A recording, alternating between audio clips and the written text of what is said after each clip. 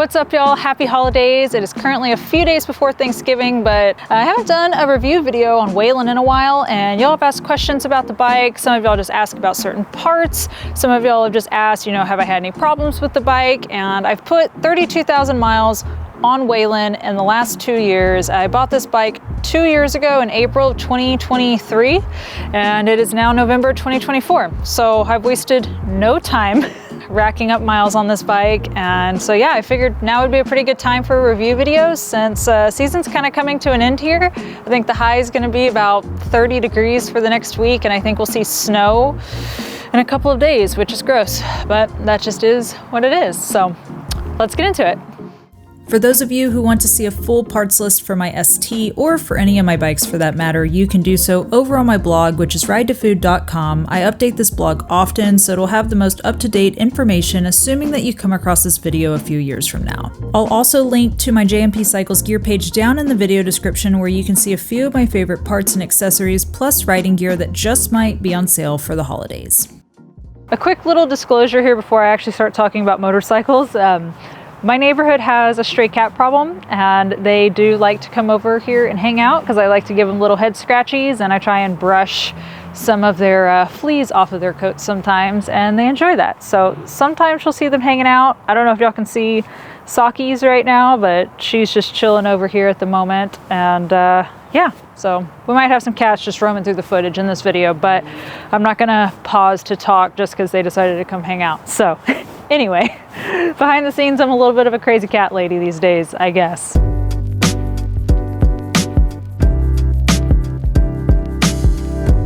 One of the most popular questions that y'all ask me, it's also the most generic thing y'all could possibly ask me, is if I'm liking this motorcycle, and I figure that's just a good way to start this video off. So I am loving this motorcycle. I have no regrets buying this bike last year. 32,000 miles later, I guess you can say I do like it. I'm still riding it. I have no interest in trading it in or upgrading or anything. I'm honestly not very good at trading my bikes in. I'm really good at collecting them. This is the fourth Harley I've owned, and I've only sold one of the bikes that I've ever owned, and that was my very first motorcycle because I just didn't need two Sportsters. Once I built my chopper, I didn't need the fuel-injected Sportster anymore. So anyway, back to this bike. But yeah, I've absolutely loved this bike. I do not regret buying this over a Road Glide. A lot of you asked me that and why I chose this over a Road Glide. I think a lot of people forget that I'm a 5'4" person with a 30-inch inseam. I'm not, 6 foot plus tall. I know once you get taller, being on the Softails, you start to feel a little cramped on them, and that's just not me. I absolutely love this bike. I think it's the perfect size for me, and that's not to say I can't ride a Road Glide. Y'all have seen me ride Road Glides on this channel all the time, but for a bike that I'm going to be riding as my primary motorcycle, this bike has just done everything I need it to do, and I've just really enjoyed it. I love that, it's kind of a convertible. I can take the bags off, kind of like how it's sitting right now, and I can just rip it around town just like this. Or I can load it all the way up and take it on a cross-country motorcycle trip for weeks on end. I think I was on the road for 3 weeks straight last year at one point, and yeah, the bike was perfect. So in general, yes, I love this bike. But let's go ahead and talk about a few things that I have changed since the last video. If y'all follow me on social media, some of y'all have kind of seen some of the upgrades I've done, or you've noticed them in some of the videos that I have put on this channel.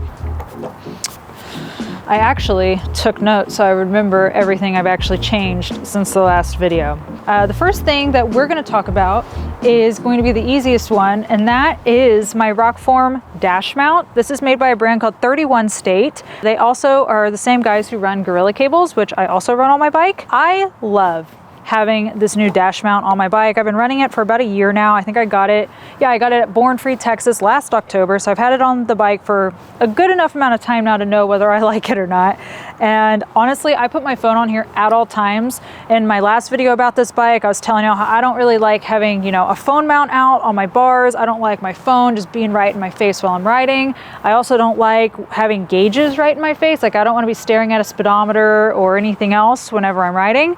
And so I really love that I can just plop my phone right into my dash while I'm riding. If I need to look down and reference directions, I can, but I don't really do that all the time. But it is nice that it is there. I can also put a charging cable in to my bike since there is an accessory port, and then go ahead and plug it in and it will charge while I'm riding, which is also great. But yeah, it is a tiny little upgrade, but it is a nice one. And if you have an ST and you like to have a phone out, but maybe not have it on your bars, it's definitely something that I would consider looking into.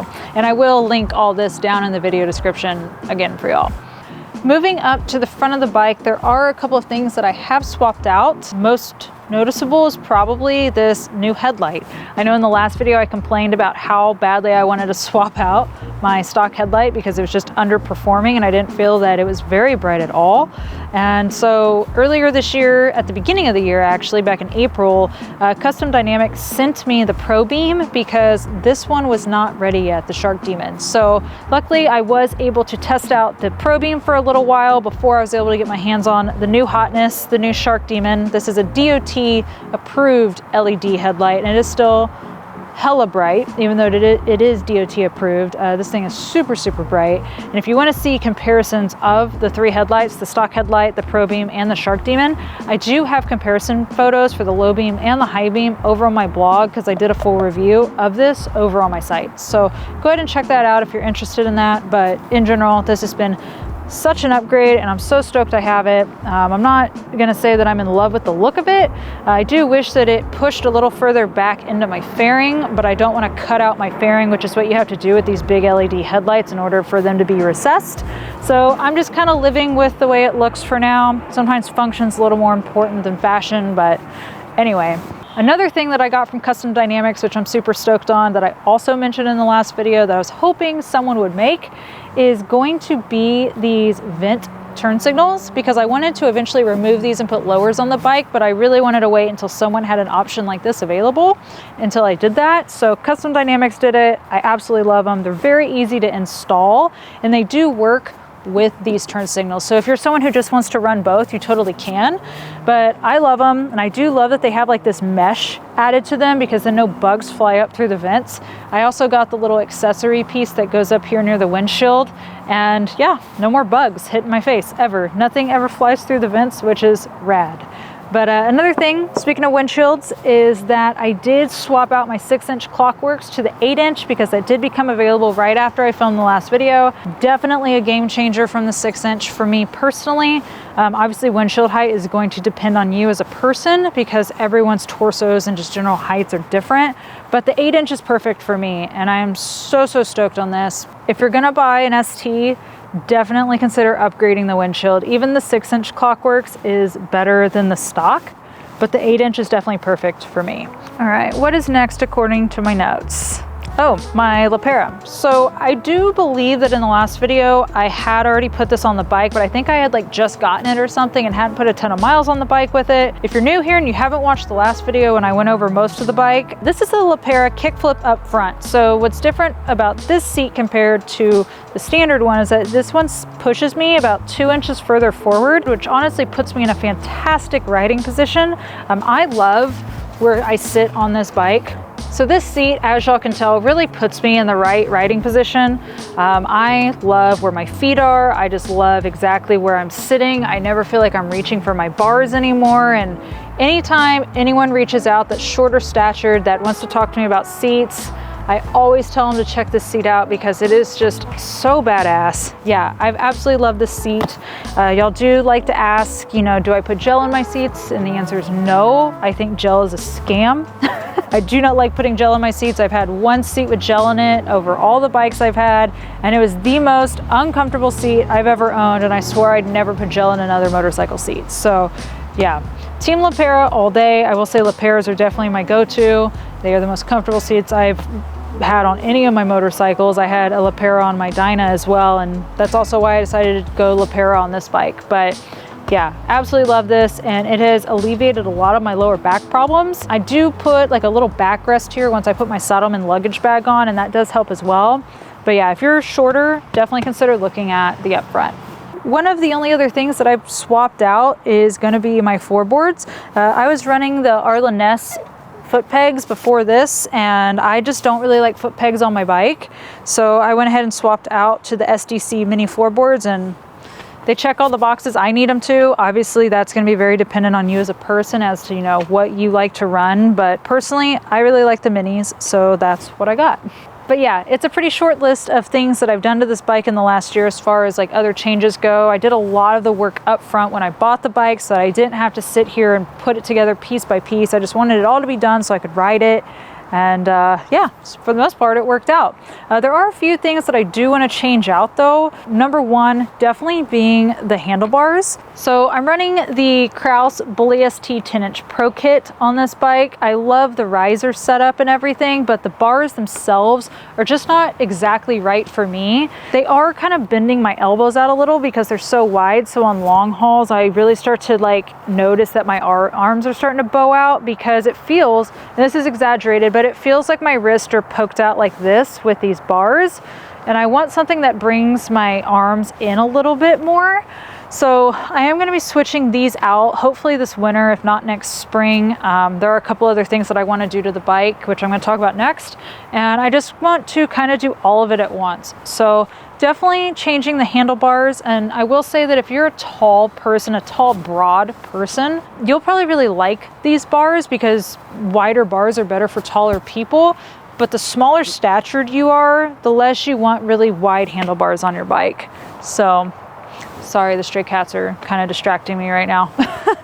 But anyway, other than the handlebars though, the next thing that's on my priority list of stuff I want to change on this bike is the suspension. I have put 32,000 miles on the stock suspension. It is time. I will say that if you're someone thinking of buying an ST and you're wondering what you should spend your money on first, the suspension is not it. I think that you can run the stock suspension for a while and be pretty happy with it. I've been pretty happy with it, but definitely over the summer, I've just noticed the front end getting softer and softer and softer. The front end on this bike feels like mashed potatoes, to put it simply.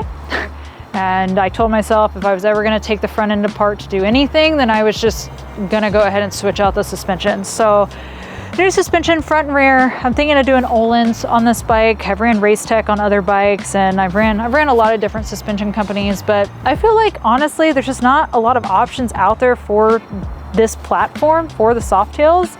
And if I'm gonna do it, I might as well just go big and do Öhlins. So that's the plan. Next on the list, I think, is more cosmetic, a little function, but mostly cosmetic. I'd really like to add the lowers now that there's a handful of more options on the market. Advanblack started making lowers for these bikes, and they do have kind of like a mesh insert, sort of like the fairing does, which is nice. But the big hang up I'm having with those right now is finding out if they will work with a crash bar, kind of like a Bun King crash bar or something.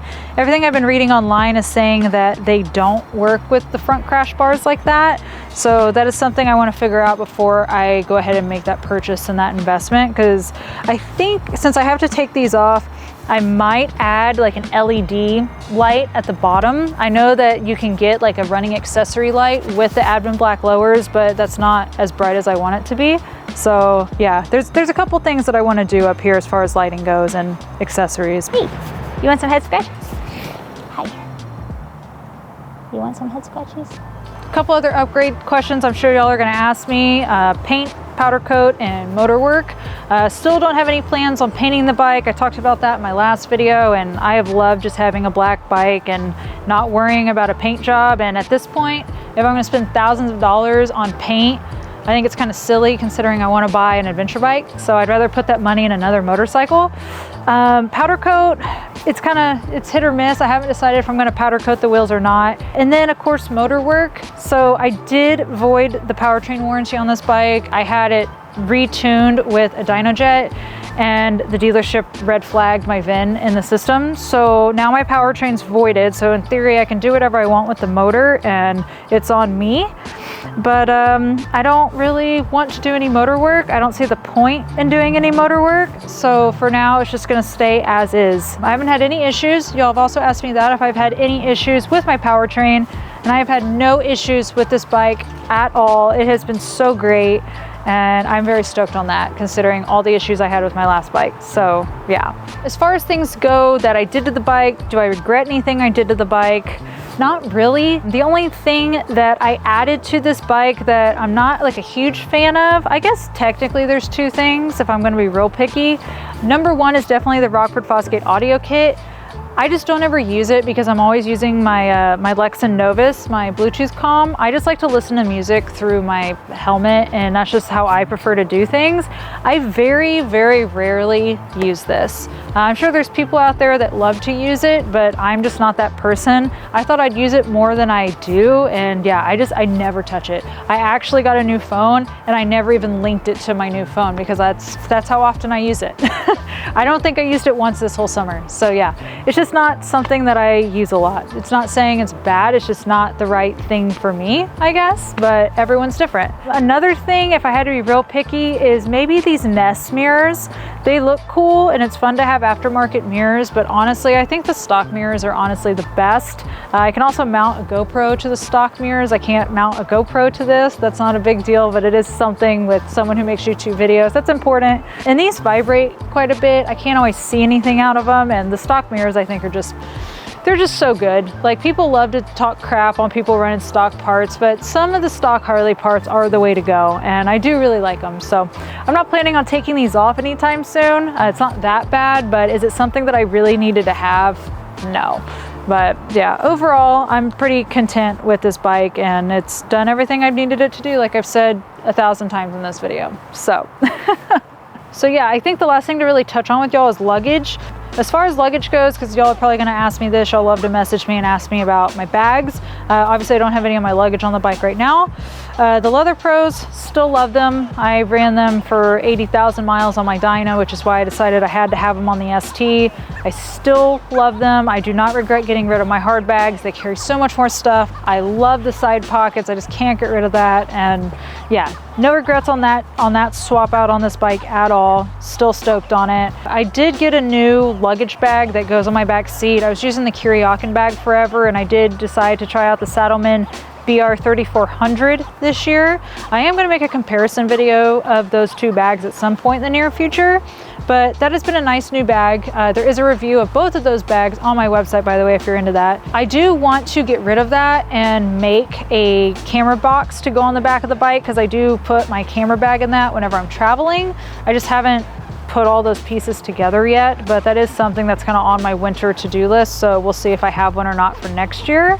But overall, I mean, that's really all the luggage. It's just Leatherpros, a Saddlemen bag, and then sometimes some dry bags on the back. But yeah, I think that's gonna do it for this video. There aren't a ton of things I've swapped out, and there aren't a ton of things left for me to do to the bike, but an update's an update, and y'all have asked me so many questions, so I figured, why not just make a quick video before the high for the next week is 30 degrees. So if y'all have any other questions, feel free to drop them down below. But until the next one, I'll see you on the road. Later, y'all.